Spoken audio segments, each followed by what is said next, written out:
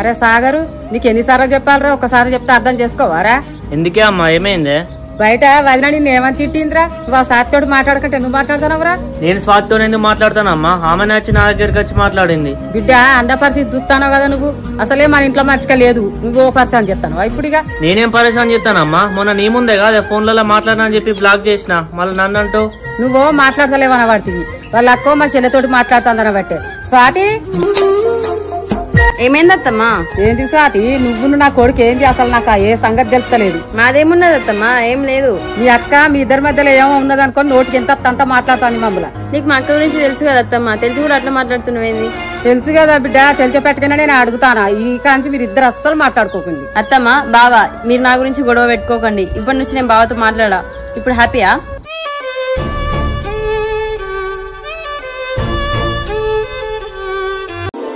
అని నానమ్మ బాబాయ్ పిన్ని ఎందుకు తిడుతుందిరా?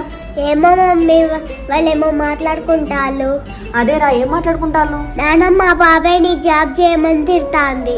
అమ్మ నీకు బెస్ట్ ఫ్రెండ్ కదా, ఈ రోజు నుంచి పిన్ని బాబాయ్ ఏం మాట్లాడినా నాకు చెప్పాలి. నువ్వు మెల్లగా బయటికి వెళ్ళి వాళ్ళు ఏం మాట్లాడుకున్నారో నాకు చెప్పాలి. సరే అమ్మా. మా అమ్మన్న మాటలు ఏం పట్టించుకోకు స్వాతి, అది ఎప్పటికి అట్లనే ఉంటది. బాబాయ్ మీరు ఇక్కడ ఏం మాట్లాడుకుంటారా ఇనమని చెప్పింది. అవునా రహాని? ఎవరురా? ఇంకెవరు బాబాయ్? మా అమ్మ. మరి మీ అమ్మతో చెప్తావా మీ ఇక్కడ మాట్లాడుకున్న విషయాలన్నీ? నేనెందుకు చెప్తా బాబాయ్, మనం ఫ్రెండ్స్ కదా. చూసినావా స్వాతి, మీ అక్కనో అట్లా, మా అమ్మనో ఇట్లా, నువ్వే అర్థం చేసుకో. ఇక నువ్వు నన్ను ఇంత హేట్ చేస్తున్నా నేను నిన్ను ఇష్టపడతానా? చూడు, నా మీద నాకే హసం వేస్తుంది. నేను నేనేం హేట్ చేసుకోవట్లేదు స్వాతి, మన వల్ల మన ఫ్యామిలీలో గొడవలు రావద్దని ఆలోచిస్తాను. సరే బావా, నా వల్లనే కదా అన్ని ప్రాబ్లమ్స్. నేను లేకపోతే హ్యాపీగానే ఉంటారు కదా, హ్యాపీగానే ఉండండి.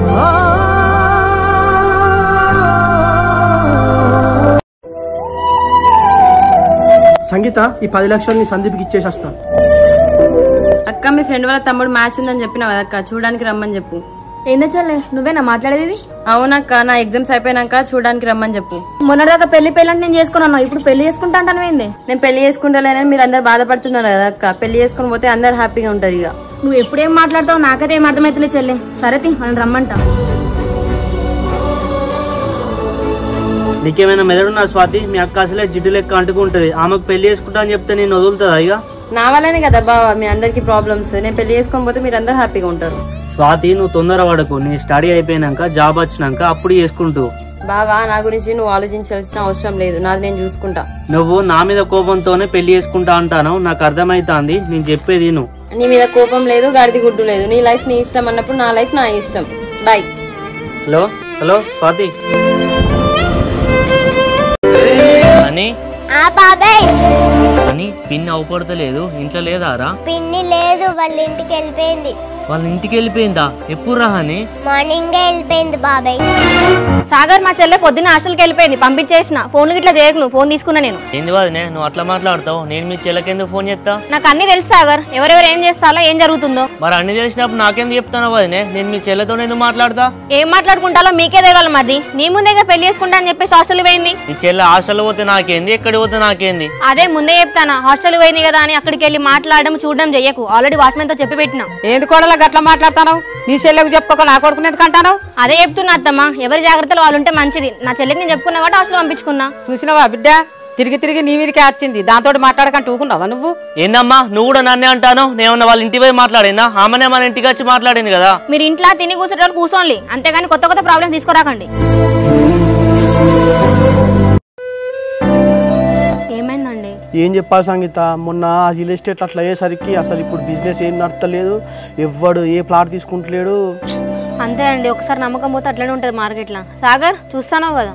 ఆ వదినే చూస్తాను, కానీ నాకు కూడా ఏం చేయాలనో అర్థమైతలేదు. అదే సాగర్, అన్న పరిస్థితి మంచిగా లేదు కదా, ఇంకెన్ని రోజులు ఖాళీగా ఉంటావు, ఏదైనా జాబ్ చూసుకోవచ్చు కదా. ఏంది వదినే అట్లా అంటాను? నేను చేసే ప్రయత్నం చేస్తలేనా? జాబ్ వచ్చే టైంకి అదే వస్తుంది. ఏం చేస్తానో సాగర్, ఇంట్లో తింటాను ఊర్లో తిరుగుతాను, ఏమైనా ట్రై చేస్తున్నావు నువ్వు? అన్న పరిస్థితి ఇట్లుంది కదా, ఏదైనా ట్రై చేయొచ్చు కదా.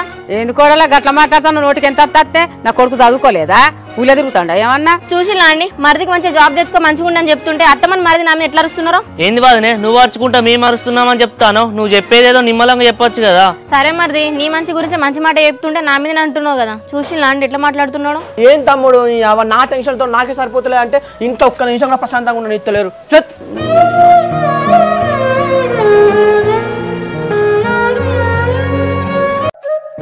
అమ్మా టీచరు స్కూల్ ఫీజు తెమ్మన్నది. ఇంట్లో అందరు తిని కూర్చున్నట్టు నీ స్కూల్ ఫీజు కట్టడానికి పైసలు ఎడికెళ్ళి బిడ్డ. అబ్బా మమ్మీ టీచర్ నాకు ఎగ్జామ్ పెట్టనన్నది.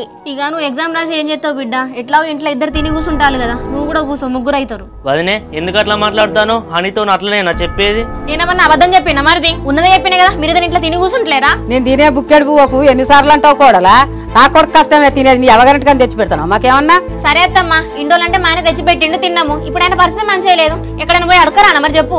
వదినే నువ్వు కావాలని చెప్పేసి మమ్మల్ని అంటాను. హనీ స్కూల్ ఫీజుకు నువ్వు అనే మాటలకు ఏమైనా సంబంధం ఉన్నదా? ఉన్న మాట అంటే ఉలికి పడ్డట్టు మీరు ఇంట్లో నిజంగా కూర్చొని తింటారు కదా. అదే బిడ్డ, నేను నా కొడుకు ఖాళీ ఉండేపటికైనా నువ్వు అన్నట్టు పడతాను. మేము పడకపోతే ఏం చేస్తారు అత్తమ్మా? మొన్న మా ఆయనకు అంత పెద్ద ప్రాబ్లం వచ్చింది, మీరేమైనా చేసిల్లా? మా నాయనే కదా 5 లక్షలు తెచ్చిచ్చిండు. అమ్మా నువ్వు ఏం మాట్లాడకే, సైలెంట్ గా ఉండు. బిడ్డ రేపటి నుంచి ఇక నేను గవర్నమెంట్ స్కూల్ పంపిస్తా గానీ లోపల పోదాందా.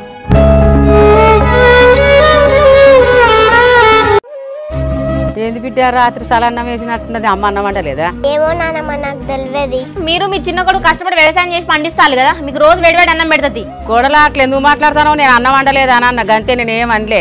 సర్లే అత్తమ్మా, ఇప్పటి నుంచి మీకు వేడివేడి అన్నం పెడతాం, మేము ఉపాసం ఉంటాం. అమ్మా నీకేడ పనిలేదానే? పెట్టింది తినక సలన్నం వేడన్నామని వంకలు పెడతావు. నోరంతా చేసేది కొడుతుంది, తినబుద్ధి కాకనే ఉడకన్నం ఉన్నదని అన్న బిడ్డ. ఎట్లనో తినే వదినే, మా అమ్మ తింటదిగా, నువ్వు ఇంట్లో పోయిగా. ఇప్పుడు నువ్వు మాట్లాడింది కరెక్టే, మీ అమ్మ మాట్లాడింది కరెక్టే, నేను మాట్లాడితే తప్ప? నేను తప్ప అంటే ఈ చిన్నదానికి కూడా గొడవలేందుకు? ఇప్పటికే ఇంటి పక్కల నలుగురు 4 రకాలుగా అనుకుంటారు. ఆహా, నేను మాట్లాడితే నలుగురు 4 రకాలుగా మాట్లాడతాను. మరి మీరు ఇంట్లో తిని కూర్చుంటారుగా, మిమ్మల్ని ఏమంటలేరా? ఏంది వదినే, ఏమన్నా అంటే తిని కూర్చుంటాలని అంటాను? మొన్న మా అన్నకి ప్రాబ్లం అయిందంటే నేను 2 లక్షలు తీసుకొని ఇయ్యలేదా? అబ్బా మరిది, అనుకున్నా ఇంకా పైసల విషయం అంటలేవేందని. 2 లక్షలు తెచ్చి ఎత్తి పడేసినగా, నీ 2 లక్షలు మిత్త సాయిస్తా నీ కాగు. నేనేదో మాట వరుసగా అన్నా, మరి నువ్వు అంటలేవా మీ నాన్న కంచెలు 5 లక్షలు తీసుకొచ్చినా అని? అది ఎత్తేసినట్టు కాదా? సరే మా ఆయన వచ్చినాక చెప్తావు కానీ లోపలికి రావే.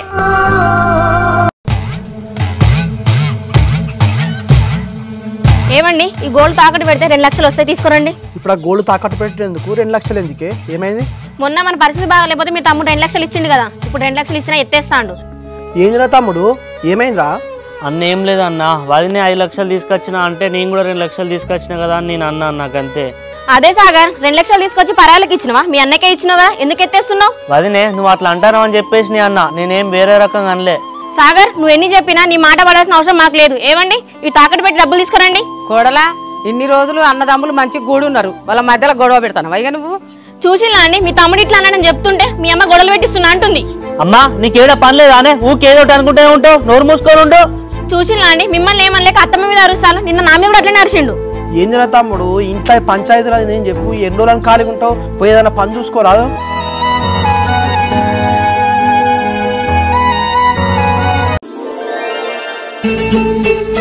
సంగీత, నీతో ఒక విషయం చెప్దాం అనుకుంటాను. ఏంటో చెప్పండి. ఇప్పుడు రియల్ ఎస్టేట్లో మొత్తం లాస్ వస్తుంది కదా, ఆ బిజినెస్ కూడా చక్కగా నడతలేదు. ఇక మన భూమి ఉన్నది కదా, వ్యవసాయం చేసుకుందాం అనుకుంటాను. సరే అండి, మన భూమి ఏదైనా చేసుకుందాం, అందులో ఏముంది, మళ్ళీ చేదిరినాక రియల్ ఎస్టేట్ చేసుకుందాం. బాబాయ్ నువ్వు నిజంగా బ్యాడ్ బాబాయ్వి. ఎందుకురా అని బ్యాడ్ బాబాయ్ అంటాను? ఏమైంది? బాబాయ్ నువ్వు ఎందుకు జాబ్ చేస్తలేవు? జాబా రహని, నేను చేసే ప్రయత్నం చేస్తాను రా, కానీ రావట్లేదు. నువ్వు ఎప్పుడు చూసిన ఇంట్లోనే ఉంటాను కదా, నీకు జాబ్ ఎట్లా వస్తుంది? నువ్వు చిన్నపిల్లవు కదా రహని, నీకు ఇప్పుడే తెలియదు, పెద్ద అయినాక తెలుస్తుంది. నువ్వు మా అమ్మమ్మ ఎందుకు అంత కోపంగా మాట్లాడతానా బాబాయ్? కోపం ఏం లేదు రహని, అదంతా గేమ్ అంతే. లేదు బాబాయ్, నువ్వు నాకు అబద్ధం చెప్తాను, నువ్వు నాకు నచ్చలే, నువ్వు బ్యాడ్ బాబాయ్వి. లాస్ట్ హనీ కూడా నన్ను బ్యాడ్ బాబాయ్ అంటాను. ఏం బతుకురా నాది.